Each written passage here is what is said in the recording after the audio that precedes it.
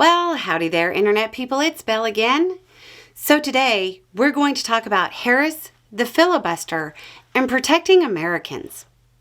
Vice President Harris made an announcement that is likely to add pressure to Trump's reluctance to commit to protecting women in the United States.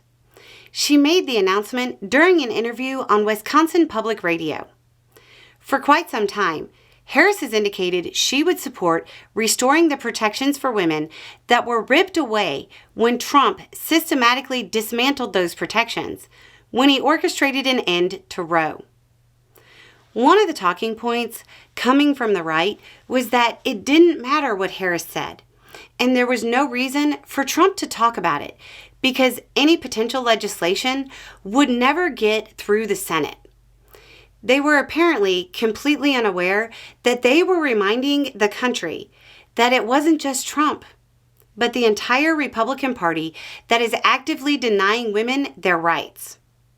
Harris ended this talking point when she said, quote, "I think we should eliminate the filibuster for Roe and get us to the point where 51 votes would be what we needed to actually put back in law the protections for reproductive freedom and for the ability of every person and every woman to make decisions about their own body and not have their government tell them what to do." Ending the filibuster is something that has been talked about on the fringes of political discussion for a while. But it's now entered the mainstream with both Harris and Democratic Senate Majority Leader Schumer indicating they would support carving out an exception to protect women from Republican government overreach. The filibuster is often misunderstood.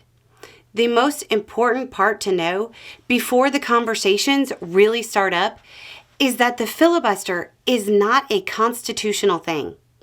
It's a Senate rule. That's it. It requires more than a simple majority to pass legislation. The filibuster functions to preserve the Senate's place as the most deliberative body in the U.S. However, how much deliberation is necessary to determine whether or not women should have control over their own bodies? Do the senators rule or represent? Trump and Vance have been dismissive of the idea of legislation to protect women's rights. It became clear during the debate they hadn't even discussed whether or not Trump would veto a national abortion ban.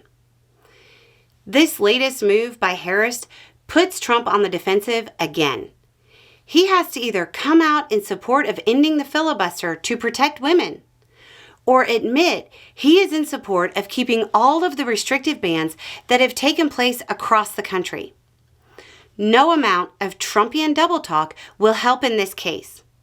He can continue to lie and say that everybody wanted it to be in the hands of the states, but only the least informed Americans are buying that. Senator Manchin indicated that Harris supporting carving out an exemption for the filibuster cost her his endorsement. Oh, no! Anyway, I'm sure women being denied medical care were sitting there waiting and wondering what Senator Manchin had to say about the issue. The reality is that you have the Senate Majority Leader for the Democratic Party and the Democratic presidential candidate expressing their support for taking drastic measures to protect women in this country. On the other hand, you have Trump and Vance, who by their own admission hadn't even discussed it before the debate. That's how little women matter. The promises of Harris and Schumer become pointless if Democrats don't retain control of the Senate, though. Unlikely voters in competitive senatorial races around the country will likely determine whether or not American women get their rights back. Anyway, it's just a thought. Y'all have a good day.